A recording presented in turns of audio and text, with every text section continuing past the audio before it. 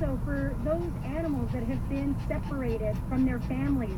We also want to remind everybody that our shelters are feeling the impacts, and so if you could foster an animal on an interim basis or adopt, we encourage you to please do so that we can make sure that the animals that perhaps are being separated from their families have a place to be accommodated. These are difficult circumstances, and we're doing all of our parts to try and assure the health and safety and well-being of the families and their animals. So again, thank you to everyone who has been so cooperative. We want to continue this cooperative effort and assure that we can provide the kind of comfortable environment for everyone during this challenging time. Thank you. Thank you, Council Member Rodriguez. The third of the fourth speaker will be State Senator Anthony Porcitino. I want to echo the council member's sentiments. The firefighters have been doing a tremendous job, and I think the community is also responding well. Just 5 minutes ago, I was informed that 1,000 cases of water were donated in about 4 hours last night at the Crescenta Kenyatta YMCA, and the community spirit embracing the work of the firefighters has been tremendous. A couple specifics. Yesterday about 1:30, the chief of OES, the Governor's Office of Emergency Services, arrived at the command post. I was informed that there are 65 units through the State Mutual Aid assistance program that have been deployed through the mutual aid system fighting. I also understand, in addition to the city, the state, and the county firefighters, we also have tribal units that are fighting side by side. I was informed earlier that most residents will see an increased presence in your backyards today as the wind is cooperating and the fight moves towards the residences. You're going to see more presence in your neighborhoods. Burbank just informed me that the mandatory evacuations have been lifted, but there's a voluntary evacuation at Country Club Lane neighborhood, so please follow instructions as been noted. If you have a pet, Pasadena Humane Society is taking pets at Crescenta Valley High School, so they have a 24-hour mobile van. I visited last night and somebody had parked a couple cats and a beautiful white shaggy dog, so they're doing their job. CV High School also has a Red Cross facility, and at Burbank McGroarty Center on Glen Oaks is also. I think they had 35 people there last night when I went by. So the community is stepping up tremendously. The firefighters have been doing a fantastic job. What I've been told, the resources are here. They're being deployed properly, and we could not ask for better service on a situation. It's interesting that we're focusing on the acres, but it's the city of LA and it's compact. And given the number of hills and the compaction of this and how it's affected by freeways in this area, the firefighters have been doing a fantastic job.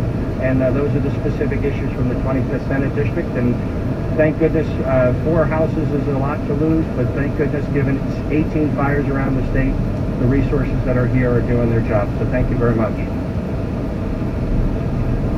Thank you, Senator Porcitino. The fourth and final member to speak before it's back to open comments will be Assembly Member Laura Friedman. Well, I'm always proud of my community, but this incident really shows why. Our office has been inundated with people calling to ask how they can help, how they can donate. Yesterday I was at the evacuation centers in Glendale and Burbank, and people were coming in nonstop, trying to bring food, bring pet carriers, to offer any assistance that they could. The rescue centers the evacuation centers wanted to let people know that they can't take donations of food for safety concerns, but they really appreciate people trying to help out. So thanks to everyone in the community who's done that. Assuming that the fire doesn't take a turn for the worse and that things continue as we hope, we're not going to need any more donations right now, but you can certainly check with my office to find out more if you have any questions. And I do think that we've learned a lot from past fires. The communications during this incident have been incredible. They've been really great, and the community really feels that they're updated. We saw the air support begin immediately with water drops, and that was really, I think, a contributing factor to why this fire has been kept. Even though it's a raging fire, we haven't seen a lot more destruction, and certainly haven't had major injuries or deaths. Also, the community is listening for the most part, and people are evacuating when they're told to. And going forward, I'm determined to make sure that we can start restoration quickly so that we minimize the chances of mudslides going into the winter. That's going to be a huge concern. We also have to make sure we have the funding to shore up roads, to do sandbagging, to do blocking, to make sure that we don't see the kind of destruction that we've seen in the past if we happen to have a wet winter this year. And going forward, we'll be looking certainly at ways to make the area more resilient to fires, which we know are always going to be with us, but we can certainly do a lot in terms of our planting and our restoration to try to minimize that, and our ongoing management. So that's all the things that we're going to be looking at going into the next several days. So again, I just want to thank the community and everybody that's helped, and certainly to our brave firefighters and our first responders. They've all done an incredible job. Thank you. Thank you, Assembly Member. At this point, then, we'll have a few brief open questions, and then these individuals will be available for one-on-ones afterwards.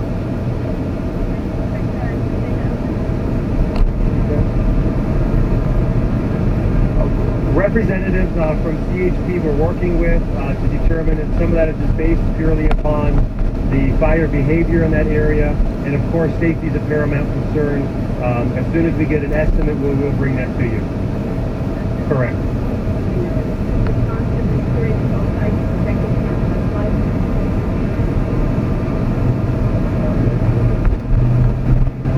Yeah, I don't have an answer for you on that issue. We are thinking about it now, proactively, using some of our equipment in anticipation of that problem down the road if it gets some heavy rain. But we've been focused on putting the fire out, so no answer for you at this time. I have no idea. I'd be guessing.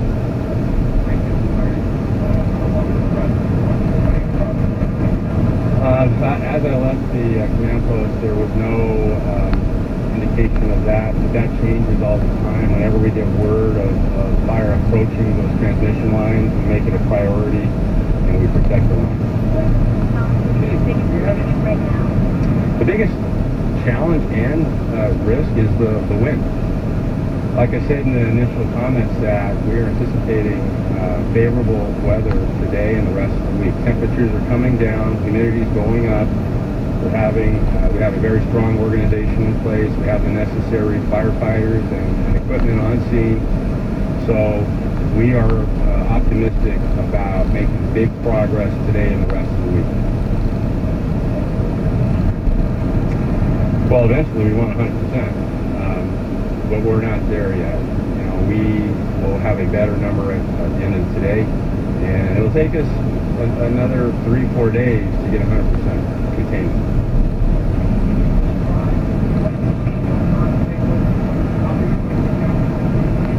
I think it's going to be similar to yesterday when I did the flyover in the helicopter. What I saw was a fire that was primarily driven by topography and fuel. Wind was not a factor until the late afternoon. I should say early afternoon, starting at about 1 o'clock till about 6 o'clock. We have been seeing erratic wind, and we are anticipating less of that today and less as we move throughout the week. So our approach will be to continue to deploy our firefighters in appropriate locations.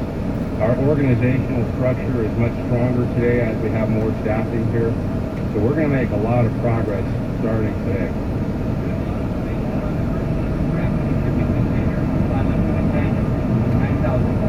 That's the first I've heard of it, and I do not have any information.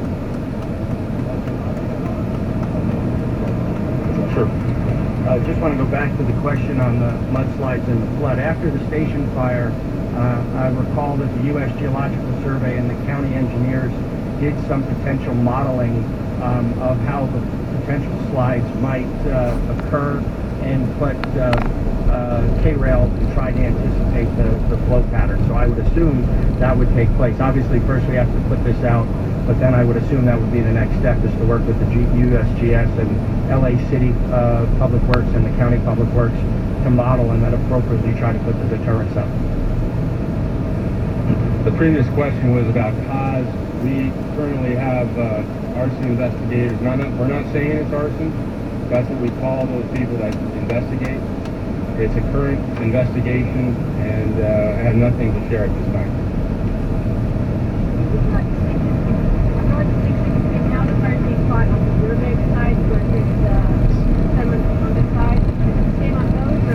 It is. It's the same all the way around the perimeter, depending upon the wind. Is it driving the fire, or is the fire backing down a hillside into the backyard of somebody's home? If it's backing down, we have firefighters in place to extinguish it when it gets down to the bottom.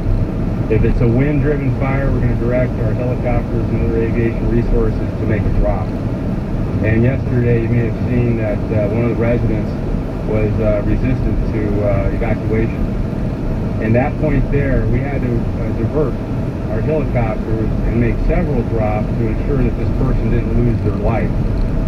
Which, I want to make a point, when we ask the public to evacuate, when we say go, the program's ready, set, go. Ready is always be ready. Set is if you know there's a brush fire in proximity to your house, preload your car, your documents, your pets, your loved one.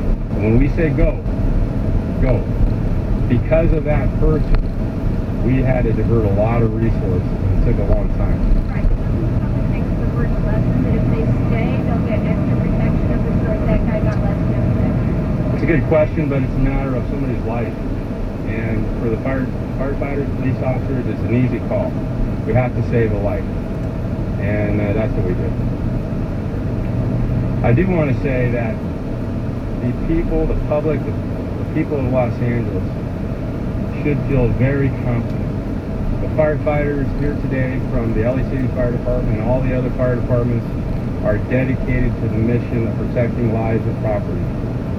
And when you think about it, in LA, we have a lot of things going on today. Just our normal high temperature incidents. We have to protect the rest of the city. Yesterday we had a USC football game. There's things like that happening all the time. So for us, we're managing a lot of priorities. But right now, all our attention is focused on managing this one as well.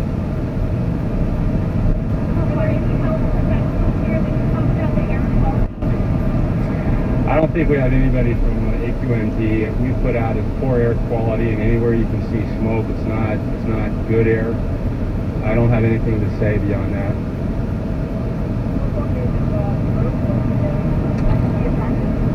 No, that's UCLA's playing somebody. Forgive me, I don't know who they're playing, but who's that?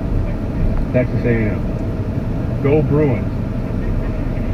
We don't anticipate it drawing on our resources. My point earlier was that whenever there's large crowds of people in a public assemblage like the Coliseum or the Rose Bowl, our ambulances get very busy.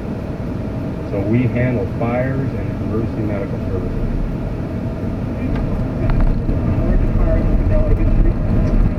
At this time, there's no homes threatened beyond what I told you, but that changes all the time based on wind. Now, the largest fire, there's been some discussion. It's the largest fire by acre within the city of Los Angeles. So we're standing by that number. There have been fires in the region that have been in the county that lost multiple homes. I think it's amazing. We've lost 4. We've lost 3. We had 1 damage within almost 6,000 acres of fire. How far is the firefighters in here right now? Did you send them to the factory now? No, they're still there. We have about 80 firefighters from our urban search and rescue team, with as well as our canine handlers and the dogs. They're doing great work. I get reports every day of the number of rescues. They're now in the searching structure. So the initial rescues haven't all been performed. It's in the hundreds. I don't have an exact number. We're very proud of not only that task force, but there's been task forces throughout the country who have responded to the Texas area. All right, thank you very much. We'll have another briefing. All right, you've been listening to an update from officials on the La Tuna fire burning in the mountains of Burbank, Glendale, and Sun Valley. It is 10:29 at KNX 1070 News Radio. I'm Heather Jordan, joined by Rob Archer. Chief Rob Raz is just telling us a few moments ago the acres that have burned right now in the La Tuna fire, 5,895. Containment still at 10%. And they're going to update those numbers by the end of the day. They're still saying it's a growing fire, so those won't be the final numbers that we see. There are 1,061 firefighters working this fire today. There have been 2 firefighter heat-related injuries so far. Yeah, and they said they've had help with 9 helicopters dumping water and materials as well as some super scoopers and dozens of engines responding to the fire all the way around. They say today the weather is the #1 concern. So far, 3 residences have been destroyed, 1 damaged. So for a fire this big, they were commenting on how amazing it was that there hasn't been more damage. Arson investigators are looking into this, we are informed, but they are not saying it's arson right now. Yeah, and they did say that FEMA has arrived, and they will be looking at the situation as well to help with any funding reimbursement that may be needed for what they're calling this a significant incident. Of course, we will continue to follow this breaking story as it continues to unfold all morning long. We're going to switch gears now to North Korea. We have North Korea, who has conducted its most powerful nuclear test yet, which is said to be an advanced hydrogen bomb for a long-range missile. President Trump tweeting about this, of course, saying the move is very hostile and dangerous to the United States. Trump's also tweeting that he's meeting with General Kelly, General Mattis, and other military leaders at the White House to talk about North Korea. Yeah, North Korea releasing photos of its leader next to what they described as an H-bomb, and then detonating the device, and Trump gathering his National Security Council, as Rob just said. We have in-depth team coverage right now at 10:31. CBS News Update. President Donald Trump says the United States is considering halting trade with any country doing business with North Korea. Mr. Trump said on Twitter that the approach was under consideration in addition to other options after North Korea detonated a thermonuclear device in its 6th and most powerful nuclear test. Treasury Secretary Steve Mnuchin on Fox said he was putting together new sanctions seeking to cut off trade with North Korea. This behavior is completely unacceptable. We've already started with sanctions against North Korea, but I'm going to draft a sanctions package to send to the president for his strong consideration that anybody that wants to do trade or business with them would be prevented from doing trade or business with us. North Korea claimed a perfect success for the test, a further step in the development of weapons capable of striking anywhere in the United States. This new test is the first since Mr. Trump took office in January. He's set to meet with his national security team shortly. CBS News Update, I'm Matt Piper. It's 10:32 at KNX 1070 News Radio. We've been keeping an eye on breaking news all morning long, including North Korea, as you just heard. We're also keeping an eye on the action, and we've got several fires in Southern California. We have reporters on the scene to get updates on those fires and where they're burning, especially the big one, the Latuna Fire, north of Burbank, Glendale, Sun Valley area. We'll have a report on that coming up live from those reporters in just a few moments. Well, Latuna firefighters have been dealing with tough weather conditions, and with all the heat, meteorologist Jeff Eno with the Weather Channel joins us live now for the latest of what's in store. Very quickly, let me ask you about possibility of thunderstorms in the area, bringing with it some lightning strikes. Now, there is extra humidity in the air, but what about the so-called dry lightning strikes? How much of a danger is that going to be today? Very much so, as the humidity obviously is a good and bad thing. Obviously, it's going to make it much more uncomfortable where things are already almost unbearable, I'm sure, for those firefighters out on the line. But then you raise the humidity, of course, you know how that feels, even if there's no fire. And when it's hot, it's humid, it is just miserable. But along with that, it gets a little more moist, and hopefully will keep the dry lightning to a minimum. Even if they do strike, maybe with the humidity a little more present, we can get a little bit of relief by way of the dry lightning not sparking any further fires. We're still seeing some of the showers and some of the thunderstorms showing up on radar still well to our south, so we are still holding out hope that we will see this coverage continue to push north and then also bring with it some relief as far as the rain is concerned. All right, let's talk about the wind. Any significant wind events in the forecast for this week? Well, so far, for the upcoming week, it doesn't look like it. We've got the wind advisories today. On the fire line, things aren't really, it doesn't look like it's much of an issue right now. The mountains and valleys are seeing the stronger gusts, where we could see some issues as far as the wind blowing up to around 40, 50 miles per hour. But again, hopefully it won't be much of an impact for those areas that are hard hit with the fires. Now, along with the storms, as we go back to those, we're still looking at the possibility, since these are tropical in nature storms. We do have the threat for some heavy rain, and when you get heavy rain, of course, we know that there's a possibility for some flash flooding, and that's going to be something else to kind of keep an eye on as we go throughout the day. And of course, the wind blowing the ash around, just making things extremely uncomfortable for anyone, especially for those firefighters. But anyone that's out there in it today is definitely going to smell the smoke, and then also get the ash falling as well. You know, speaking of that, UCLA football at Rose Bowl is happening later today. What about people dealing with the heat and air quality at the Rose Bowl? Even prior to this, obviously with the heat, it was going to be a little rough as far as sitting inside that bowl and at the Rose Bowl and taking in this game, much less for the players who are out there in uniform, but just sitting in the sun, sitting in the heat. It was going to be kind of a challenge, but now we've got added to that.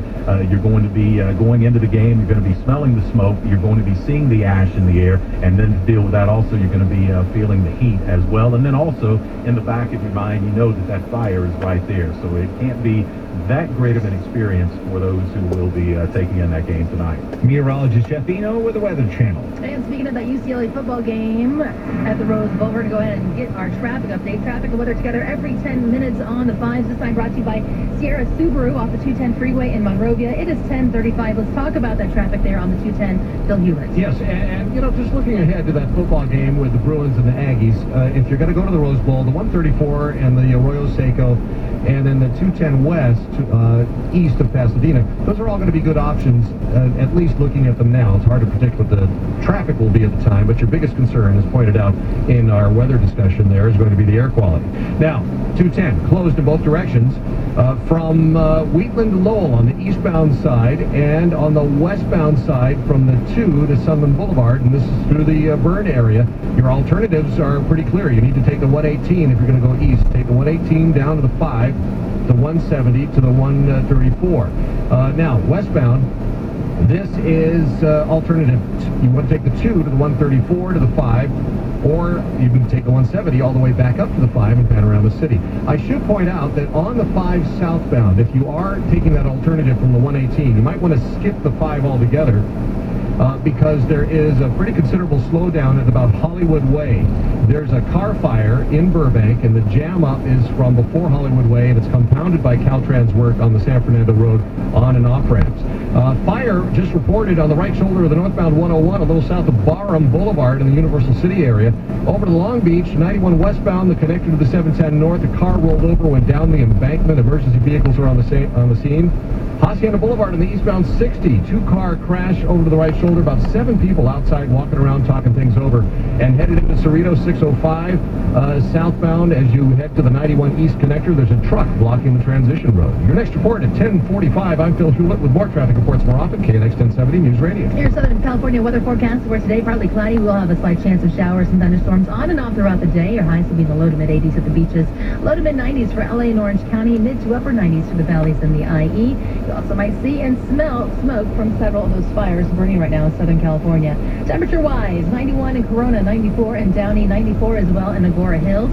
Coming up, we'll have updates from our reporters on the scene of the large La Tuna fire that's coming up in 4 minutes. Right now, 10:37. Hi, this is Derek Van Nieuwen, General Manager of Freeway Honda. Labor Day weekend is a great time for beaches, barbecues, and best of all, buying a Honda, because it's the final weekend for the Honda Celebration Sales Event. So if you want a great deal, come to Freeway Honda in the Santa Ana Auto Mall.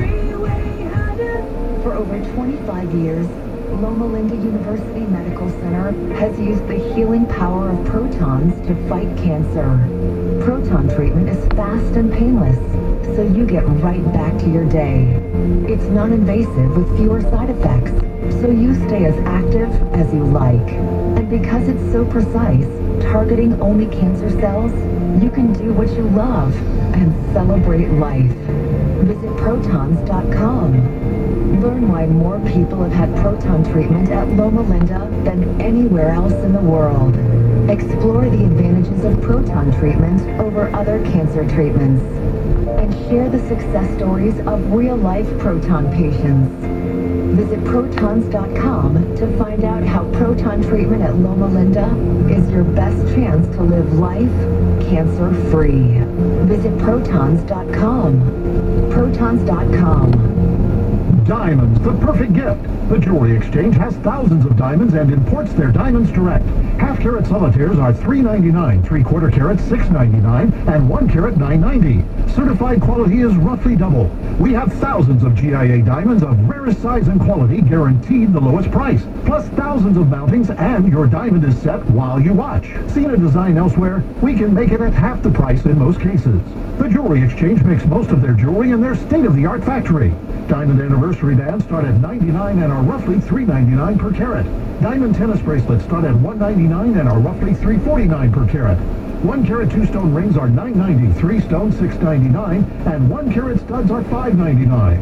Thousands of designs guaranteed to appraise for double. Buy factory direct and save. The Jewelry Exchange in Tustin, 714-542-9000. That's the Jewelry Exchange in Tustin, 714-542-9000, or shop online at jewelryexchange.com. 1877 cars for kids. KARS cars for kids. 1877 cars for kids. Donate your car today. 1877 cars for kids. KARS cars for kids. 1877 cars for kids. Donate your car today. To learn more about our program and to donate, go to carsforkids.com. That's Cards with a K. Pickup is quick and easy. You'll also get a vacation voucher and maximum tax deduction. 1877 cars for kids. KARS cars for kids. 1877 cars for kids. Donate your car today. Also accepting boats, motorcycles, RVs, and real estate donations. Honey? Uh-huh. Did you order a Ninja? I did. Headed to the car dealership. Need all the help I can get. Don't be silly. Look on my phone here. All you have to do is use CarProUSA.com. Oh, wow. So I won't have to battle over price? Nope. With CarProUSA.com, you'll work all that out beforehand. Then go pick up our new car in about 90 minutes or less. Maybe I can use this guy to get my tools back from Dave. CarProUSA.com. 1041 on KNX. Fire officials have just provided a new update on the battle against the big wildfire threatening homes in the LA area. KNX 1070's John Baird is live with the latest from the command post. And we just had a news conference by the fire officials who tell us nearly 6,000 acres had burned, not much more than yesterday. We've got 3 homes destroyed, another one was damaged. The fire is still at 10% containment right now. But with all the erratic winds and with the hot weather, fire officials are anticipating less of that today. They think they're going to be going forward in a good direction. So our approach will be to continue to deploy our firefighters in appropriate locations. Our organizational structure is much stronger today as we have more staffing here. So we're going to make a lot of progress starting today. That's LA Fire Chief Ralph Terrazas. Again, they're expecting big things. They think the winds will die down, and they've got more than 1,000 firefighters out here battling this blaze. Reporting live, John Baird, KNX 1070 News Radio. We're also keeping an eye on another dangerous fire. This one burning in Riverside County. It's just west of Beaumont. That one started by illegal fireworks, charring about 3,000 acres right now, forcing the evacuations of about 100 homes. Right now, officials say they're making slow progress. The fire reportedly to be 15% contained. Coming up, we'll check your traffic around.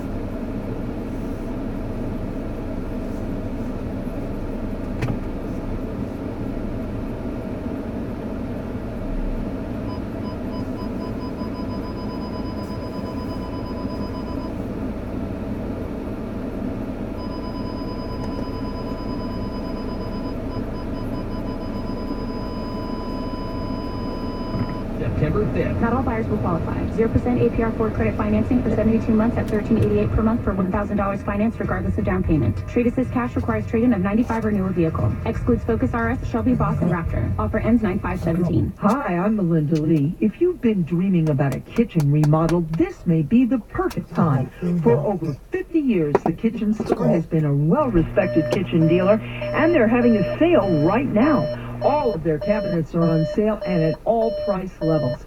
The Kitchen Store will redesign your entire